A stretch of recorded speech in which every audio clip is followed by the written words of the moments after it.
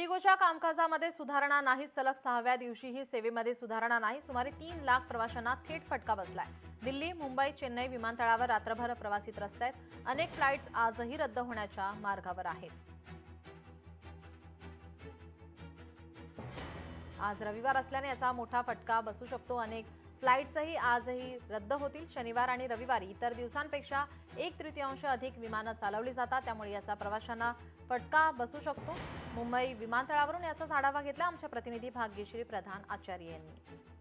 आपण आहोत आता पुन्हा एकदा मुंबई विमानतळावर. आता देखील इंडिगोची परिस्थिती आहे तशीच असल्याचं पाहायला मिळतंय. आपण बघू शकतो की इंडिगोच्या तिकीट काउंटरवर प्रचंड मोठ्या प्रमाणात अजूनही गर्दी झाल्याचं पाहायला मिळतंय.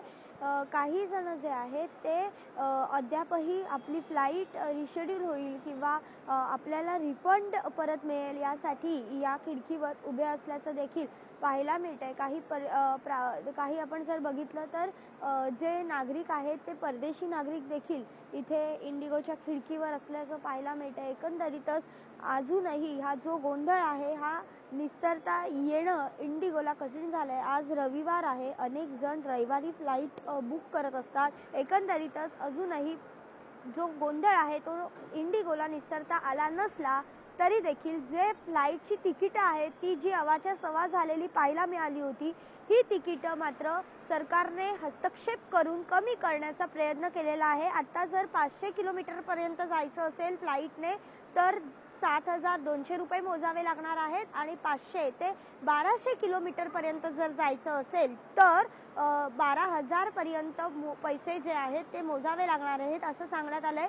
आपण बघितलं की साधं मुंबई ते नागपूर जाण्यासाठी 32,000 रुपये तिकीट जे आहे ते दर आकारण्यात आलेले होते. मग त्यामध्ये एअर इंडिया असो, आकाशा असो, स्पाइस जेट असो या सगळ्यांनीच त्यांचे जे दर होते ते वधारलेले पाहायला मिळाले होते. मात्र आता पुन्हा एकदा त्यांचे जे दर आहेत ते थोडे कुठेतरी कमी झालेले देखील पाहायला मिळतात. मात्र इंडिगोचा गोंधळ कायम तसाच असल्याचं पाहायला मिळतंय. व्हिडिओ जर्नलिस्ट निकेतसह मी भाग्यश्री प्रधान आचार्य, लोकशाही न्यूज, मुंबई. लोकशाही मराठी ऐका, पहा, जागरूक रहा.